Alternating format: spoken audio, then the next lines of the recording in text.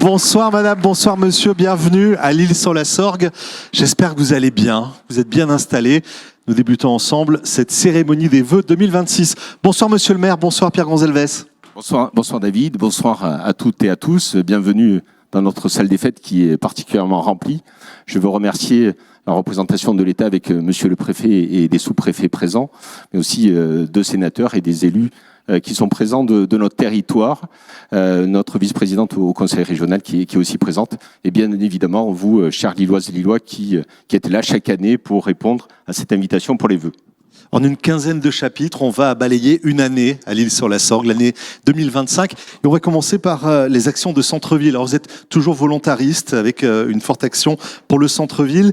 On va en parler ensemble, on va détailler quelques réalisations. Ce centre-ville, il compte beaucoup pour vous ? Oui, il compte beaucoup pour nous Lillois. En fait, l'histoire d'un territoire est souvent inscrite dans son centre-ville. Et connaître l'histoire d'un territoire, c'est bien se projeter aussi dans son avenir. Et l'Isle-sur-Sorgue a cette singularité, et je le dis assez souvent, de ce passé industriel dès le XIVe siècle, avec cette industrie textile lainière qui a fait le succès de cette ville. Et donc, il y a eu tout un travail de valorisation, de connaissance du patrimoine de notre ville de l'Isle-sur-la-Sorgue. On parle de la place Rose-Goudard qui a connu une sacrée métamorphose. Alors cette place Rose-Goudard, donc, les travaux se sont achevés en 2025 avec une place qui historiquement n'était pas une place, c'était un hôtel particulier, puis une école. Et enfin, dans les années 70, l'école a été démolie pour en devenir un parking qui n'avait pas du tout de caractéristiques esthétiques. Et donc, c'est le fruit d'un travail qui avait pour objectif la renaturation, c'est ce qu'on appelle la renaturation des centres-villes, c'est-à-dire c'est la part qui est donnée, une part belle donnée à la nature, à la partie verte des herbes et des arbres pour permettre aussi de lutter contre le réchauffement climatique au sein d'une commune. On parle de la Tour d'Argent maintenant, et la Tour d'Argent qui a ouvert ses portes après plusieurs mois de réhabilitation. Plusieurs années même, vous voyez David. Donc la Tour d'Argent, c'est un bâtiment emblématique. Et en 2025, elle a été ouverte au public après des travaux qui ont été d'importance. C'est un des plus vieux bâtiments de l'Isle-sur-Sorgue. C'est le bâtiment Totem qui date du XIIe siècle, qui est un bâtiment qui a une caractéristique assez unique. C'est un unicum dans la mesure où c'est une tour dans laquelle les consuls, l'équivalent des maires d'antan, se réunissaient pour les affaires de la ville. Et on a une coupole qui est assez caractéristique normalement des élévations religieuses que l'on retrouve dans les bâtiments religieux. Donc cette tour d'argent a connu de nombreux visiteurs, plus de 17 500 visiteurs sur 3 mois, à l'occasion d'un événement qui a été un événement de visite. Et puis je rajouterai aussi les remerciements que l'on doit faire à tous les financeurs, puisque en autofinancement, c'est seulement 20% pour la ville de l'Isle-sur-Sorgue pour la rénovation de cette tour. On passe à la collégiale. On a admiré sa mise en lumière pendant ces fêtes de fin d'année, après d'ailleurs pas mal de travaux. Oui, cette collégiale qui a connu des phases et des phases de rénovation, réhabilitation, et donc cette année, c'est la mise en lumière en 2025, avec bien évidemment un caractère magnifié du bâtiment par ce jeu de lumière blanc chaud, blanc froid, qui établit vraiment toutes les caractéristiques de ce bâtiment, qui est un bâtiment qui a connu des évolutions au fil de l'histoire, mais la caractéristique baroque notamment de son intérieur est reconnue partout. 2025, c'est aussi la première année d'exploitation du cinéma. C'est la première année d'exploitation du cinéma. Elle a commencé en 2024, mais 2025, voilà, ça a pris sa vitesse de croisière. C'était la volonté que nous avions forte, c'est d'établir un équipement public en centre-ville, permettant bien évidemment d'irriguer des flux vers ce centre-ville, profitant au commerce local, mais aussi générant du lien social. Et je crois que c'est quelque chose de réussi, avec en plus une programmation cinématographique de qualité et avec des rencontres avec un certain nombre de réalisateurs, d'auteurs, avec des acteurs qui créent de l'activité en centre-ville. J'ai noté 90 000 entrées, 50 avant-premières cette année au cinéma de l'Isle-sur-la-Sorgue. C'est bien ça. Avec des festivals qui s'y sont déroulés aussi et des associations qui s'y sont installées. Il y a une belle fête du cœur de ville pour célébrer toutes ces réalisations. Oui, cette fête de cœur de ville, on l'a voulu particulièrement populaire, destinée à nos habitants, pour consacrer cette démarche collective d'appropriation d'un centre-ville, d'une vitalité d'un centre-ville, et ça a été une très belle journée partagée par toutes et par tous, avec des événements qui ont ponctué cette journée, proposés par notre vie locale et avec des événements qui ont beaucoup plu à l'univers familial. Quelle est la situation en matière de logement de ce centre-ville qui a beaucoup changé? Je vois le visuel et j'en profite aussi pour dire qu'à l'occasion de cette place Rose-Goudard, on a inauguré le square Madeleine Crozet, qui a été une femme absolument incroyable, une déportée, résistante déportée, famille lilloise, et dont l'histoire a été complètement méconnue pendant des décennies, et c'est grâce au travail porté par deux personnes, dont M. Taupin, qui a pu nous faire porter connaissance de ce parcours absolument incroyable. Et donc, ça a donné lieu à cette inauguration du square au sein de la place Rose-Goudard. Je voulais vous me parler du logement, la place du logement dans le centre-ville de sur la Sorgue. Alors, ce logement en centre-ville, c'est un logement qui peut connaître des tensions. On sait que la Provence est attractive pour l'installation en fait de nouveaux habitants, et quand on a une ville attractive comme l'Isle-sur-la-Sorgue, il y a des tensions qui s'opèrent entre l'offre et la demande. Et donc on a engagé un certain nombre de démarches en 2025, notamment la mise en œuvre de l'OPA-RU. Alors c'est une opération programmée de l'habitat qui permet une aide aux propriétaires, bailleurs ou occupants pour des dépenses énergétiques, ou alors pour une facilitation des investissements liés à l'autonomie. Et je crois qu'on a quelques exemples qui notamment là, voilà, de façon très simple, ce qui apparaît sous nos yeux, c'est la réhabilitation d'une salle de bain pour un montant de 11 000 euros, avec un montant cumulé des subventions, 9 000 euros donc à la charge du propriétaire, c'est 2 000 euros seulement. Donc sur l'Isle-sur-Sorgue, l'objectif, c'est 75 dossiers sur 5 ans. Et là, sur cette année 2025, il y a eu 5 aides concrètes dans cette réhabilitation dans le cas de l'OPA. L'année dernière, on a beaucoup parlé des Airbnb dans le centre-ville. Oui, c'est un vrai sujet sur les villes attractives. Faut avoir à l'esprit que l'Isle-sur-Sorgue, c'est 9 500 logements tout confondus, et vous avez environ 1000 locations meublées touristiques, ce qu'on appelle Airbnb, puisque c'est très rentable. C'est très rentable, puisque le propriétaire a une rentabilité de 4 fois plus que s'il louait à l'année, et avec aussi des contraintes en moins, notamment quand il y a des locataires mauvais payeurs. Mais la problématique, et c'est un peu une contradiction que j'ai déjà soulignée, c'est-à-dire que 85% des Airbnb appartiennent aux Lillois, qui connaissent par cela un complément de revenus. Donc il y a des choix qui sont à faire pour loger notre jeunesse. Et donc c'est la raison c'est la raison pour laquelle, à l'image des villes touristiques, on a créé un règlement qui établit des modalités spécifiques sur la location de meublés touristiques, avec deux choses. Un propriétaire ne peut pas être propriétaire de plus de 3 logements, et une condition supplémentaire, c'est dans l'intramuros, eh bien, vous ne pouvez pas avoir plus de 215 Airbnb. Aujourd'hui, on est à 211, donc il y a un numerus clausus, et donc c'est notre service Habitat qui s'occupe de l'immatriculation et du contrôle de cela. Ces limites, elles ont permis que 15 logements soient revenus en location cette année. C'est ça. En location à l'année. C'est-à-dire qu'on a des cas de figure où vous avez des personnes qui ont 4 logements à Airbnb, et par rapport à notre nouvelle réglementation, eh bien, on enlève un à Airbnb pour le remettre en location à l'année. Et puis, il y a des personnes qui aussi, compte tenu de ce numerus clausus, ça amène aussi à avoir des prix de vente en centre-ville sur des studios ou des appartements qui redeviennent un peu plus en lien avec une rentabilité pour une location annuelle, puisque le numerus clausus va bloquer le côté spéculatif qu'il peut y avoir. Troisième chapitre que l'on a voulu aborder ce soir, c'est le stationnement, avec une politique qu'on peut qualifier d'originale, finalement, à l'Isle-sur-la-Sorgue. Rappelez-nous les grands principes. Alors, on l'avait évoqué, le stationnement à l'Isle-sur-Sorgue, c'était une vraie problématique que nous avions, avec une certaine saturation, impossibilité, congestion. Et donc, on a voulu privilégier un certain nombre de points. Un premier point, c'est un accès du centre-ville qui soit plus facilité. Donc, c'est la création d'une zone bleue, Alors que beaucoup de villes, au plus on s'approche du centre-ville, au plus le stationnement est payant et on peut rester peu de temps. Nous, on a considéré à l'inverse, la création d'une zone bleue avec une durée de 2 heures permettait une rotation et donc d'accéder plus facilement au centre-ville.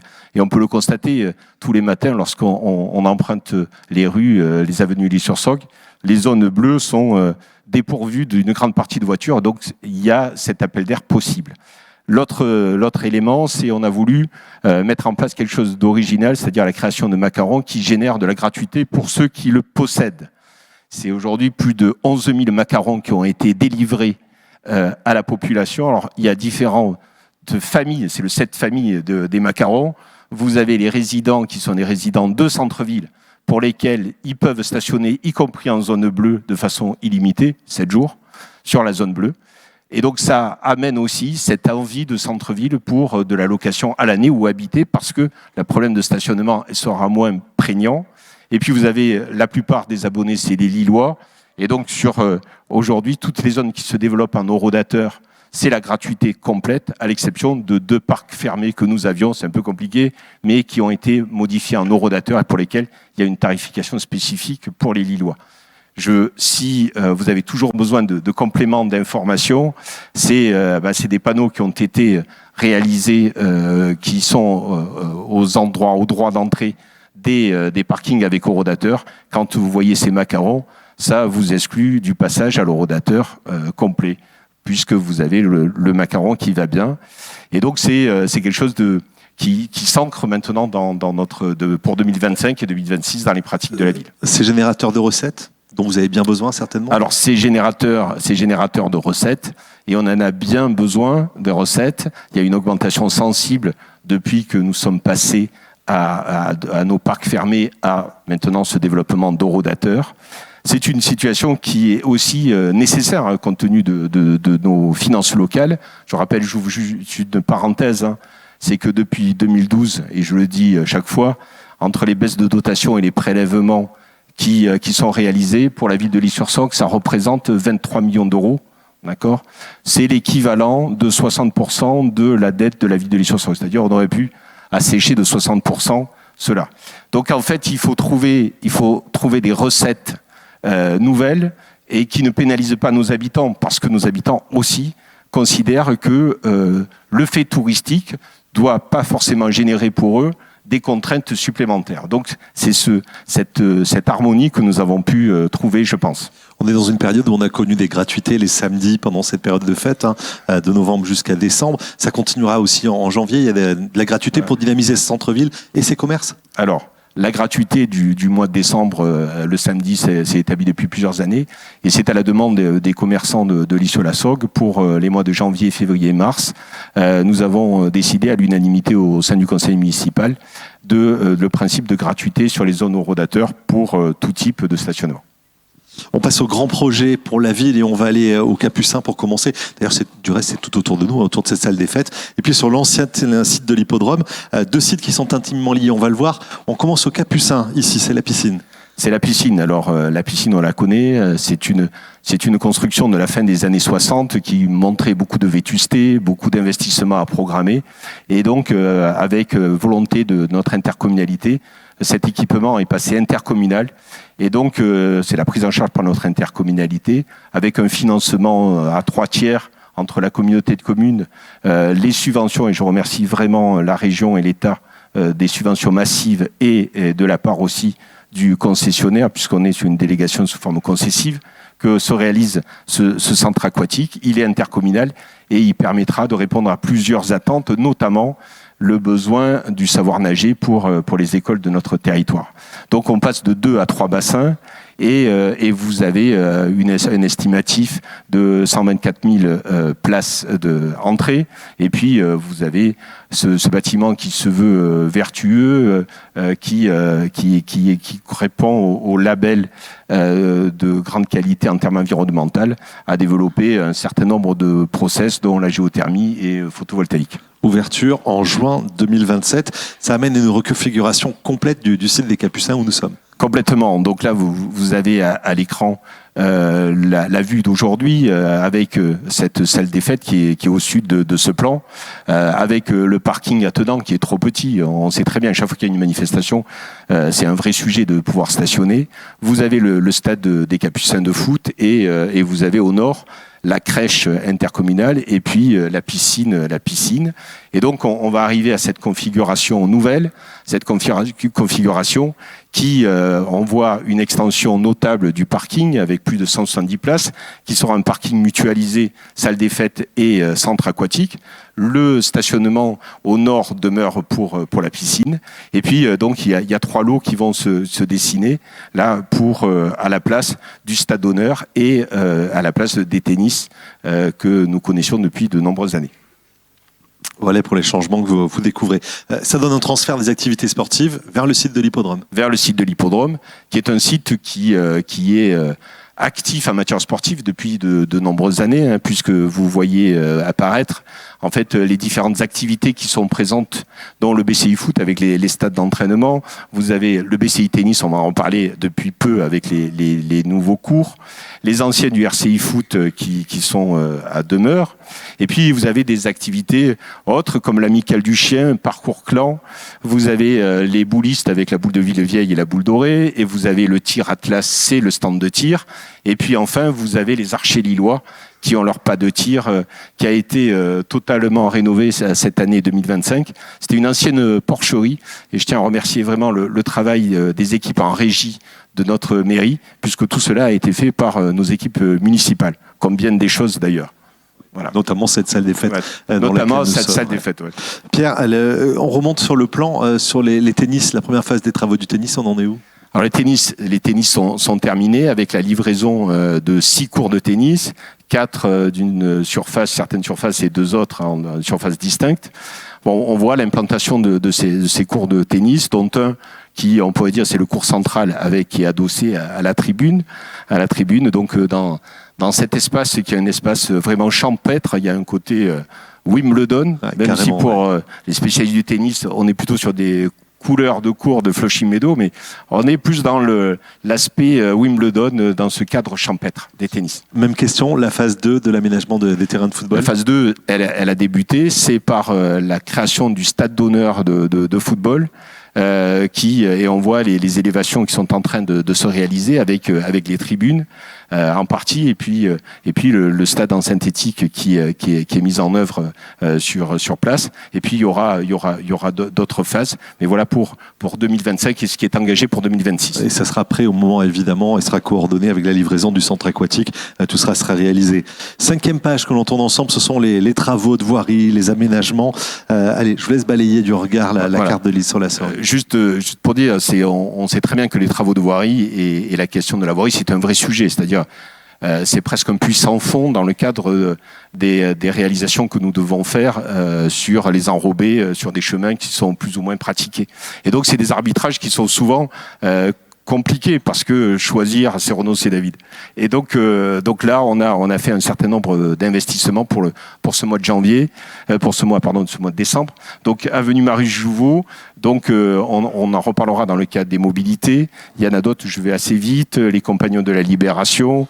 Vous avez aussi le cours du Portalet. Vous avez le chemin des 5 cantons. La route des courses, le chemin de Rigolte, le chemin de Curebourse, voilà, et les abords du collège Jean Garcin. Mais je sais très bien, et nous sommes pleinement conscients qu'en fait, il faudrait doubler, voire tripler l'enveloppe dédiée à ces questions de voirie. Alors, il y a des nouvelles techniques qui apparaissent, plus économiques, plus partielles dans le traitement. C'est ce qui a été fait aussi en 2025. Chapitre 6, le développement économique, ça c'est une compétence de la communauté de communes. C'est une compétence de la communauté de communes, hein, avec cette vocation à établir de l'activité économique et de la création de richesses, de la valeur ajoutée sur notre territoire. Il faut que les gens travaillent sur ce territoire. Et donc, des zones d'activité, eh bien, la zone d'activité Saint-Joseph qui est au Thor est quasiment commercialisée dans sa totalité. À Châteauneuf-de-Gadagne, c'est pareil, Moulin Rouge, avec une entreprise pépite de notre département, mais aussi de la France et bientôt du monde, c'est Aromazone. Et donc, sur l'île sur la Sorgue, c'est la zone dite des Chasséens, Alors pourquoi Chasséen? Le nom Chasséen parce que on a trouvé dans le cadre des fouilles préventives obligatoires des traces d'humains à moins de 4500 ans, et donc les Chasséens étaient des chasseurs-cueilleurs à cette époque-là. Donc on a appelé cette zone des Chasséens. Donc la commercialisation dans un an à peu près, dans un an environ, avec là toute des phases d'études qui sont nécessaires sur des questions environnementales, sur d'impact écologique d'une telle création. Vous avez cité plusieurs zones d'activité en développement ou en future commercialisation, et pourtant on manque toujours de foncier pour les entreprises. On manque toujours de foncier dans la mesure où en fait on a une raréfaction du foncier à destination économique en général. Tout foncier même pour urbaniser, ce qui amène, et c'est le côté assez contradictoire, à une hausse des prix du foncier, alors qu'il y a une obligation qui est une obligation de construire pour que les gens puissent se loger. Et pour le développement économique, c'est pareil. Et au département de Vaucluse, on sait très bien que des territoires qui ont des capacités d'accueil d'entreprises pour des parcelles de plus d'1,5 hectare, c'est-à-dire dans le cadre industriel, eh bien, il y a peu d'intercommunalités qui ont ces capacités. Et donc là, la création de grandes parcelles pourra offrir cette capacité d'accueil. Vous êtes labellisé territoire d'industrie? On est labellisé territoire d'industrie comme d'autres territoires de la région. La Bartalière, quelques mots sur la Bartalière et des travaux? Bartalière, c'est une zone d'activité reprise par l'intercommunalité. Alors là, on a typiquement une zone âgée, ce que veut dire, avec ces mutations qui s'opèrent au fil du temps, dans la mesure où ces zones permettaient la constructibilité d'habitats. Et donc après, vous avez une sorte de mitage qui s'opère et et la différenciation entre habitat et développement économique est compliquée. Et là, l'intercommunalité a fait ce travail, qui est un travail de requalification, de voirie, mais aussi de modalités de déplacement douces. Et c'est une belle réussite. On parle de commerce, du commerce et des commerces. Du commerce, alors là, on revient sur une compétence mairie locale. Vraiment, c'est se réjouir du dynamisme commercial de l'Isle-sur-la-Sorgue, avec des commerçants engagés, des commerçants indépendants, ce qui aujourd'hui est devenu rare, puisque on a beaucoup de villes qui connaissent des difficultés de leur centre-ville dans la présence du commerce, mais après il y a une phase qui est suivante, c'est souvent les franchises et après la fin des franchises il n'y a plus rien. Et donc la chance que nous avons, c'est ce dynamisme. Alors c'est porté par déjà l'énergie des commerçants, et puis aussi par un service commerce qui est actif sur un certain nombre d'événements qui sont faits en concertation avec le monde des commerçants. Un mot sur la foire à la brocante. Moi, je l'appelle comme ça toujours. Il faut l'appeler comme ça. Foire à la brocante, eh bien, c'est une foire qui a maintenant plusieurs décennies d'existence. Et il y a 3 ans, il y a un changement notable qui a été opéré à la demande des professionnels, puisqu'elle prenait une tendance vers de la décoration, plus. Et donc, il a été décidé de revenir vers en fait les bases premières de l'Antiquité et de la brocante, de l'objet. Et donc là, on s'aperçoit que c'est gagnant. Et pour le mois d'avril, vous aurez une foire à la brocante où il y a encore plus d'exposants et où on revient en fait à ce qu'on a connu il y a une 30aine d'années. On parle de l'ouverture de l'hôtel L'Île de Léos. Alors l'ouverture de l'hôtel de Léos qui a été réalisée cette année après de nombreuses années de travaux. Bien, c'est un établissement de grande qualité qui apporte une offre complémentaire à toute l'offre hôtelière de restauration au CHR.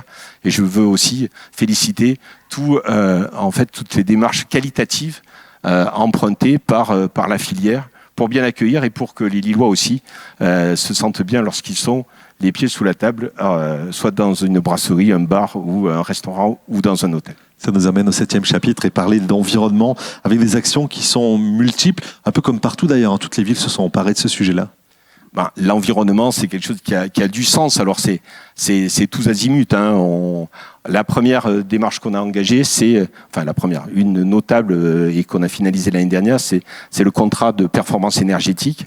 Alors c'est un investissement important de 3 millions de la ville de l'Isle-sur-la-Sorgue, mais avec changement d'un certain nombre de candélabres, de dispositifs d'éclairage et changement de tous les dispositifs lumineux en passant en LED. Et là, aujourd'hui, c'est une opération gagnante puisque nous sommes à une réduction de la facture de 72% de la ville de l'Isle-sur-la-Sorgue sur l'éclairage public. Et donc, c'est ce qu'on appelle une dette verte qui vient dans le budget municipal, mais très rapidement, par les remboursements qui sont faits, on arrive à quelque chose de très méritant. L'environnement, c'est aussi la naturalisation, la désimperméabilisation, la végétalisation. On parlait de la place Rose-Goudard il y a quelques instants, mais c'est pas tout. C'est pas tout. Bon, là, on peut l'illustrer par l'école de Petit Palais. Cette école de Petit Palais, après un projet qui est un projet porté par la ville, mais aussi par les enseignants, les parents d'élèves.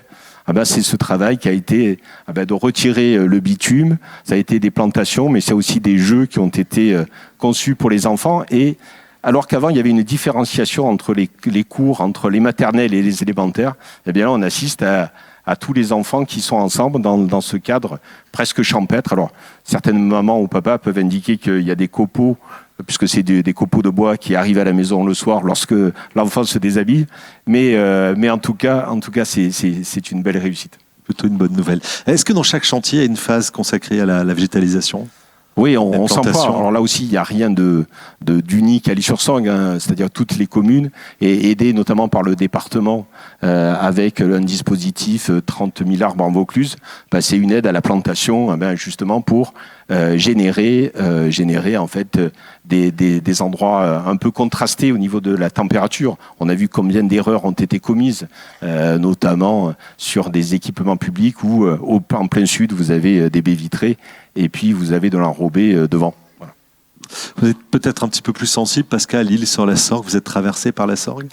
Parce qu'on est traversé par la Sorgue, et la Sorgue, c'est ce qui coule dans nos veines, à toutes et à tous, je crois, et donc on a cette envie vraiment de la protéger par différents axes, qui sont des axes, déjà le travail qui a été fait par la communauté de communes avec la reprise de la compétence assainissement, où il y a eu tout un travail depuis l'amont, depuis Fontaine-de-Vaucluse jusqu'à Laval, sur les traitements, sur les zones, sur nos steppes, nos stations d'épuration, et puis après sur les questions de raccordement, et puis bien évidemment il y a le plus visible, c'est les nettoyages qui peuvent s'opérer. Ces grandes opérations chaque année, moi j'y suis venu pour la radio en faire une avec Denis Serre et les équipes, c'est incroyable ce qui se fait pour rendre l'état naturel à la Sorgue. Oui, c'est ça. Alors ça, c'est le visible de déchets qui peuvent être à l'eau. Mais après, il y a des pollutions qui sont moins visibles. Et la Sorgue, par rapport à l'investissement porté par la fédération, de pêche, par tous les acteurs, par le syndicat mixte du bassin des Sorgues, par les villes qui sont en amont, amène en fait pas une prise de conscience, mais des actions concrètes pour mieux la protéger. Je suis toujours épaté quand je vois ces images. Pour l'avoir vécu, la Sorgue, c'est ta rivière, Lillois. Les mobilités, chapitre 8 maintenant. Les déplacements doux, les pistes cyclables, ça c'est vraiment demandé par les Lillois ?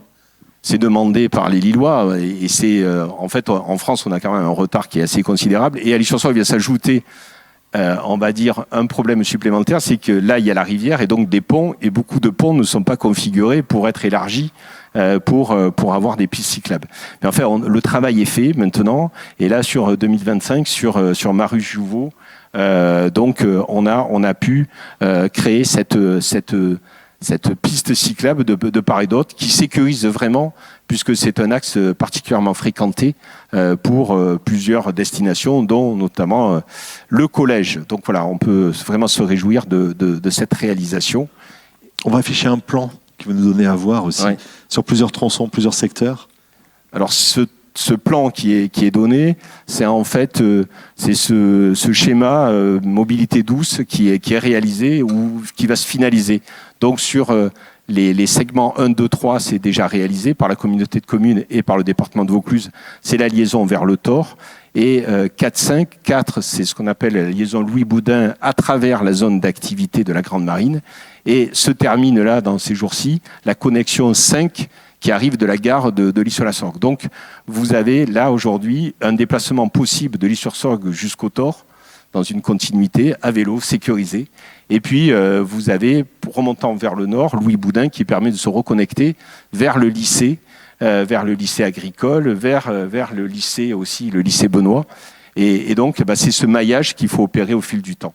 Et là, on voit apparaître, donc, là, le dernier slide, c'est la voie verte en cours de réalisation qui amène de la gare jusqu'à Louis Boudin.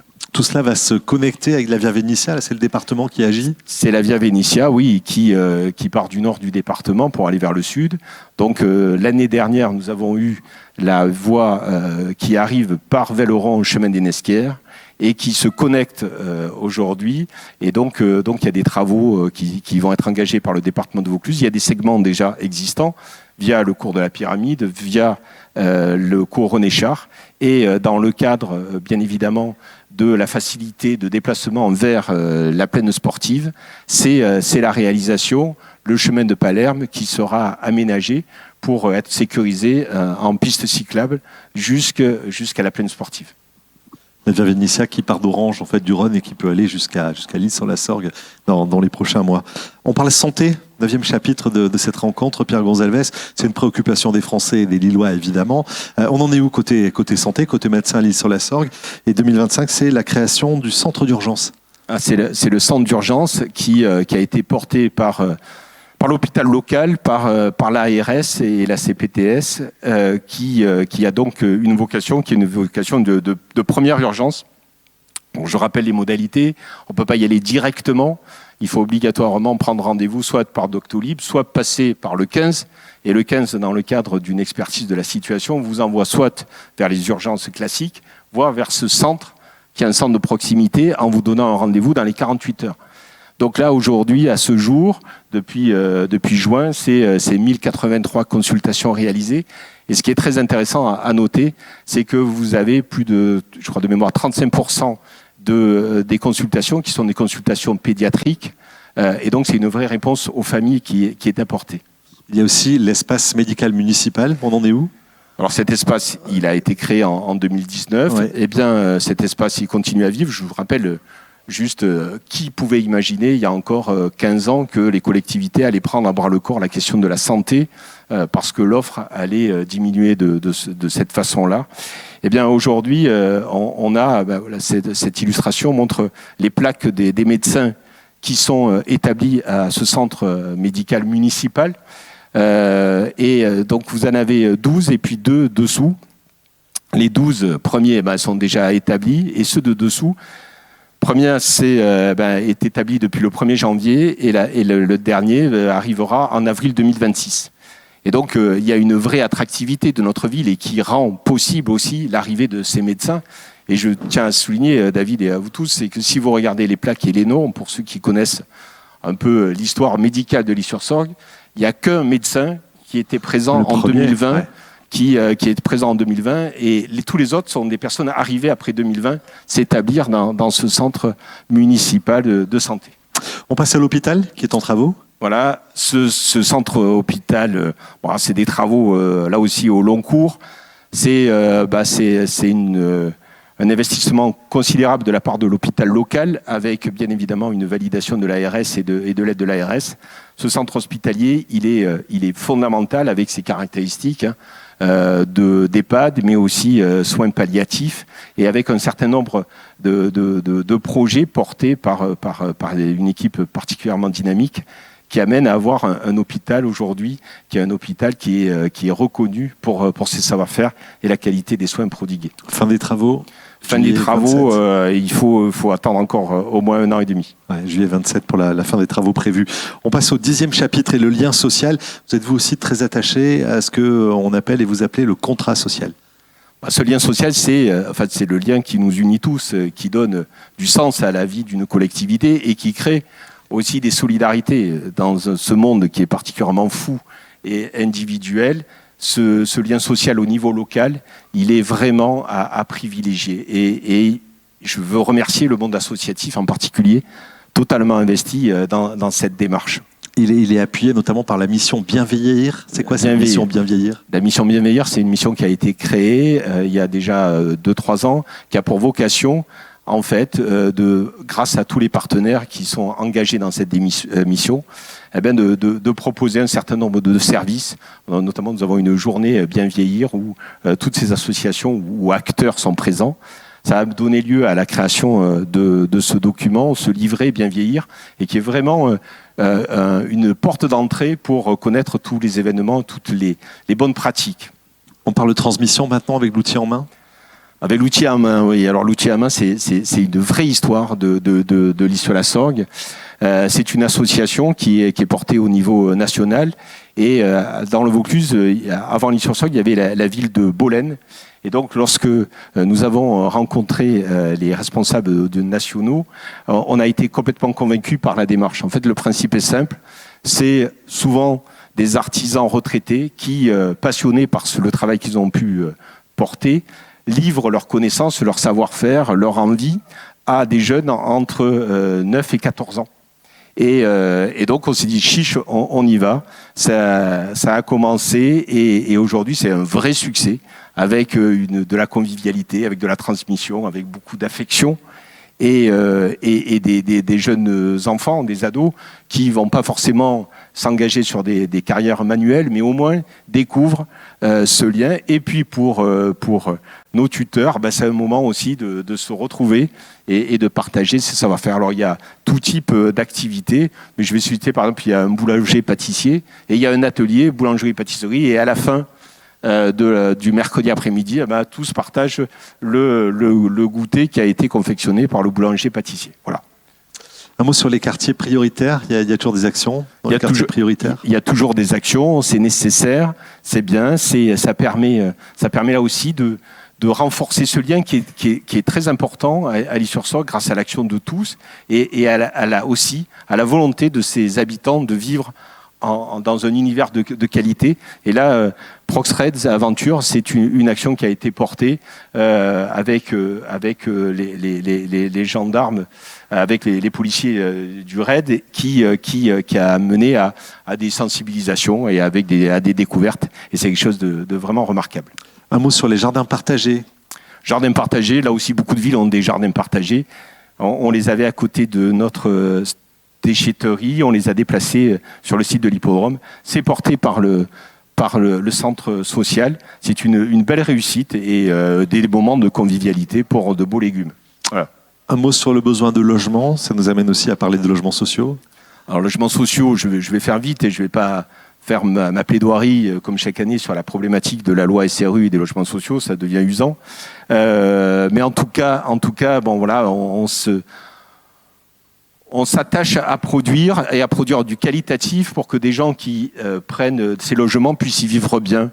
Et on sait que plus de 65% de la population est éligible en fonction des ressources dont elle dispose à un logement social. Donc il faut traiter cette question des logements sociaux avec vraiment avec énergie. Et là on est vraiment satisfait puisque cette année 2025, alors c'est une année d'exception puisque pour arriver à générer du logement et la réalisation vraiment d'un logement, il faut des années dans l'instruction du dossier, dans le permis de construire. Mais c'est la livraison de 100 logements cette année de 2025, aussi bien dans du locatif que dans l'accession sociale. Et je veux remercier vraiment les bailleurs sociaux qui travaillent à nos côtés, parce que l'Isle-sur-Sorgue, c'est une ville difficile à travailler, tant le foncier peut être élevé, tant la nature des sols amène à avoir des micropieux qui surenchérissent le coût de la construction. En tout cas, voilà, je dis notamment merci à Michel qui est présent, donc sur les réalisations que nous pouvons faire. Tiens, puisqu'on est dans le clin d'œil, on fait un focus sur Seul sur Mars. Alors Seul sur Mars, une réalisation de Grand Delta Habitat, c'est 6 logements qui ont été portés depuis une planète extérieure, plutôt sur l'Isle-sur-Sorgue. En fait, c'est un projet très audacieux qui se veut porteur en fait d'applications futures dans les modes de construction grâce à des matériaux innovants pour avoir des bâtiments qui sont soit à énergie positive, soit qui ne consomment pas. Voilà. Et donc c'est quelque chose de c'est concret puisque nous avons des locataires maintenant dans ces 6 habitats de Seul sur Mars. On va place de la Juiverie maintenant, l'immeuble Beaucaire. Là, il nous fait un peu d'histoire. Peu d'histoire, c'est sur la place de la Juiverie, c'est un immeuble absolument remarquable, c'était la carrière. Et donc, il y a quelques années, une personne nous a fait un legs, qui est un legs pour une réalisation sociale, c'était sa condition. Et donc, le conseil municipal a décidé à l'unanimité d'acheter cet immeuble et pour y construire 3 logements sociaux avec un escalier à l'intérieur remarquable du XVIIIe siècle. Et grâce à la Fondation du patrimoine, eh bien, on est en cours de rénovation et ça va être livré au cours de l'année 2026. On passe à la jeunesse, l'enfance et la jeunesse à l'Île-sur-la-Sorgue, une priorité pour la municipalité. Une priorité absolue comme pour tous les territoires, avec notre jeunesse pour lesquelles en fait, il y a beaucoup d'actions menées. Il y a bien sûr l'aspect scolaire avec nos écoles et le travail pédagogique apporté par les équipes enseignantes, mais aussi les moyens mis en œuvre par les ATSEM, les interventions qui peuvent être faites par nos étapes et services de la mairie. Et puis les travaux, c'est 500 000 € d'enveloppe de travaux chaque année dans les différentes écoles. On a parlé de petits palais sur cette cour, mais après, il y a des travaux qui là aussi sont faits en régie sur différentes écoles. L'école élémentaire du centre où nous avions eu un sujet au niveau d'un plafond et ça a été travaillé et ça a été entièrement rénové. Voilà, donc c'est un travail qui se pose. Mais je tiens à préciser, parce qu'on a ces grandes difficultés, c'est celle de la baisse de la natalité, avec depuis 10 ans à l'Île-sur-Sorgue l'équivalent de 30 enfants par an en moins scolarisés. Alors sur un total de 1600 enfants scolarisés, ça paraît peu, mais 30 enfants, c'est l'équivalent d'une classe. Et donc à terme, ça amène des fermetures de classes et signe qui est aussi évocateur de cette baisse de la natalité, c'est que nous connaissons avec la communauté de communes qui est gestionnaire de la compétence petite enfance, une baisse aussi maintenant de fréquentation dans les crèches, puisque on a cet élément qui se transpose directement dans les crèches, alors qu'il y a d'autres modes de garde, mais les crèches connaissent ce sujet maintenant. Je ne vais pas vous faire la même vanne qu'il y a quelques années. Tiens, il y a la mer à l'Île-sur-la-Sorgue. Non, il y a un bout de l'Île-sur-la-Sorgue au bord de la mer. Il y a un bout de l'Île-sur-la-Sorgue et combien nous sommes attachés au Tamaris. Voilà, c'est un lieu emblématique possédé par la ville de l'Île-sur-Sorgue depuis 1948. Et donc, nos écoles, nos centres de loisirs, mais aussi, comme on est généreux à l'Île-sur-Sorgue, on en fait profiter d'autres villes qui y vont avec leurs enfants. Enseigner, c'est pas simplement la classe, c'est aussi du temps périscolaire, des actions sportives, des actions de sécurité routière. C'est ce que je disais, oui, en devançant cela.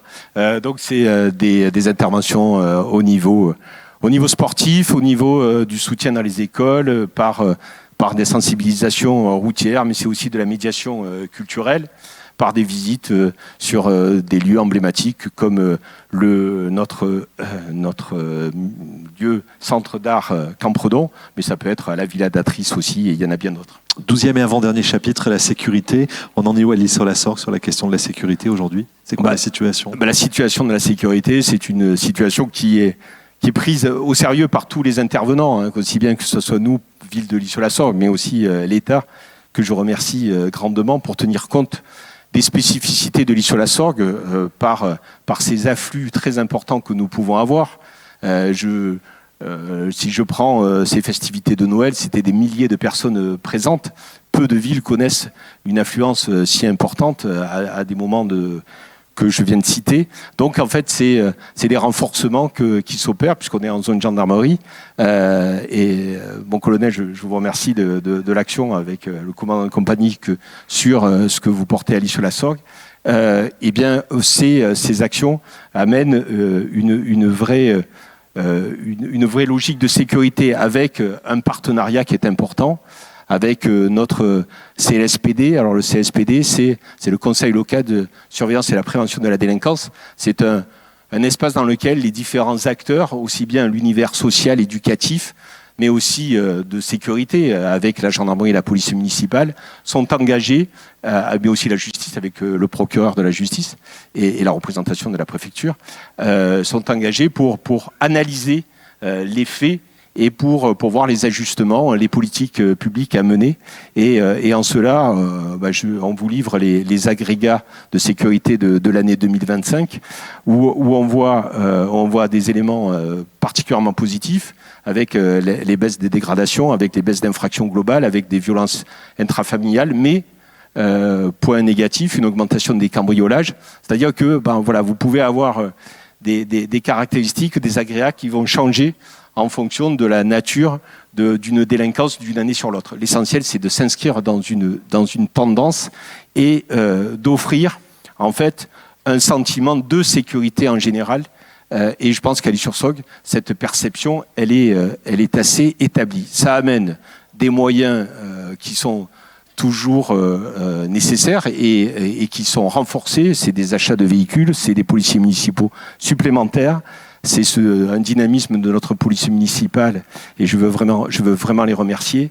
Mais c'est des actions qui vont être des actions liées à nos spécificités. C'est le cas de nos médiateurs, puisqu'il y a quelques années, on avait connu cette grosse pression sur le partage des eaux suite à la fin du Covid.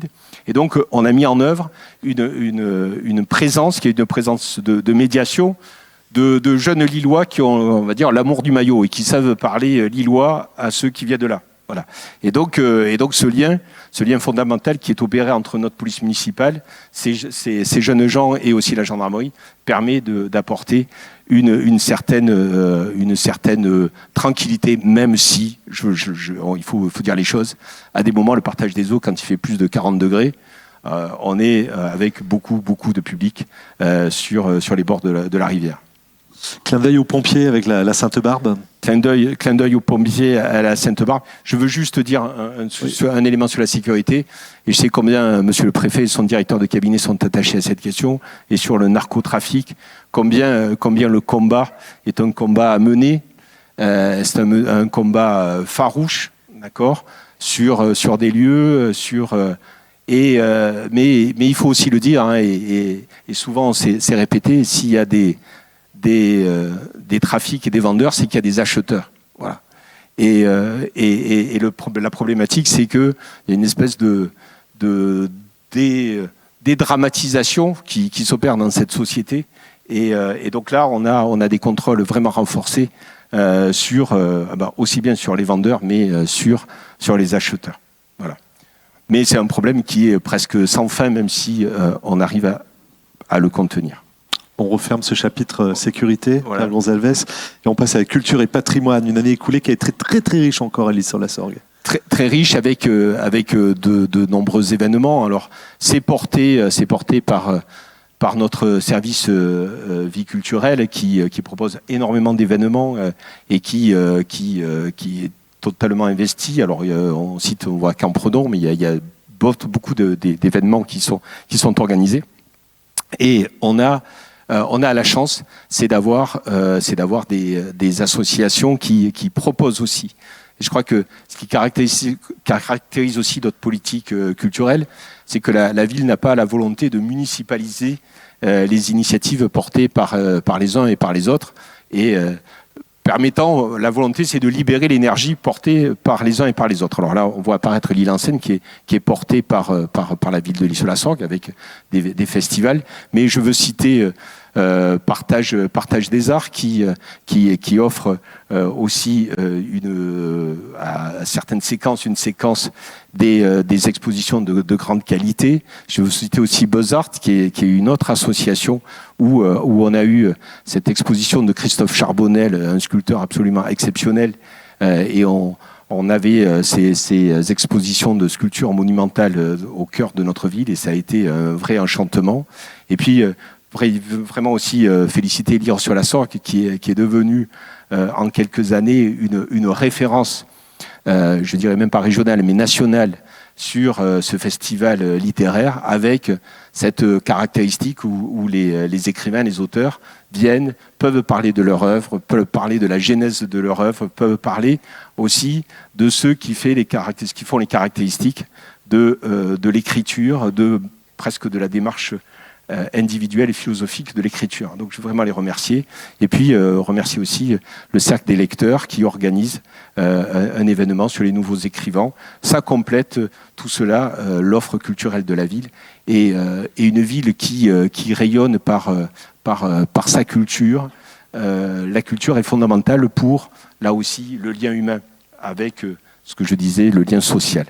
Un festival qui est apparu cette année, c'est Festif, qui s'appelait avant Feel Good, c'est-à-dire c'est du cinéma qui amène de la positive attitude avec des films qui sont des films vraiment de grande qualité, avec la présence de réalisateurs, d'acteurs cette année pour cette première édition. Et je ne doute pas que ça se poursuivra avec ce partenariat d'excellence avec le cinéma de l'Isle-sur-la-Sorgue. On poursuit avec, sur la partie juste patrimoniale, sur Tour de l'Île, qui est une exposition qui a été organisée par notre direction du patrimoine à l'Île-sur-la-Sorgue, avec un petit livret qui a été édité. Et Tour de l'Île, ça a été la visite notamment de la Tour d'Argent. Et il y a eu 17 500 visiteurs en 3 mois, avec cette appropriation de cet espace par nos habitants, mais aussi par les visiteurs nombreux qui étaient présents. 14e et dernier chapitre avant d'écouter vos vœux pour cette année 2026. Et un aménagement dans l'espace culturel des Plâtrières, une nouvelle tribune. Oui, alors cette photo, elle date d'hier, puisque la ville de l'Île-sur-Sorgue a eu l'opportunité d'acheter d'avoir en occasion ces tribunes. Et donc, elles ont été montées à l'espace culturel des Plâtrières, à l'annexe. Et donc, c'est 130 places. Donc, ça génère un confort nouveau dans cet espace. Et voilà, ce clin d'œil voulait être formulé aujourd'hui. Une année de festivités à l'Île-sur-la-Sorgue, c'est émouvant, c'est grisant, c'est très humain, ce sont beaucoup de rencontres. Une année sous le signe du partage. Je propose, Pierre, qu'on laisse la place aux images pendant quelques instants avant de revenir sur scène, d'accord ? Entendu. Allez, on revient sur toute une année en images à l'Île-sur-la-Sorgue.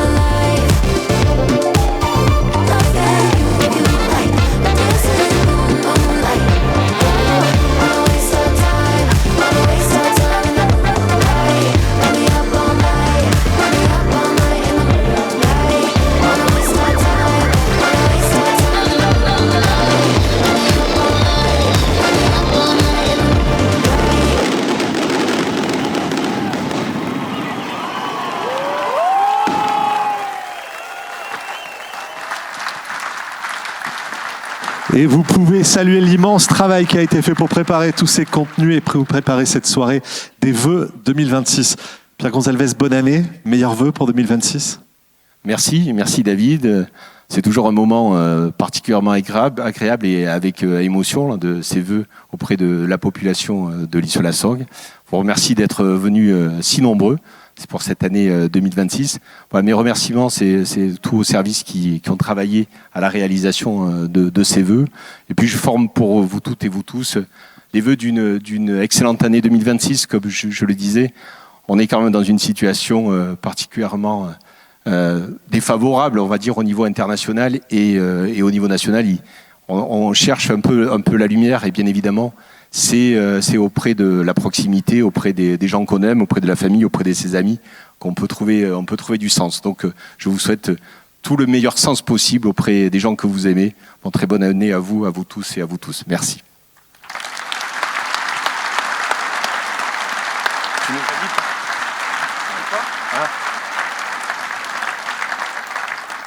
C'est la fin. Maintenant nous allons pouvoir boire un verre et partager ces moments ensemble. Merci.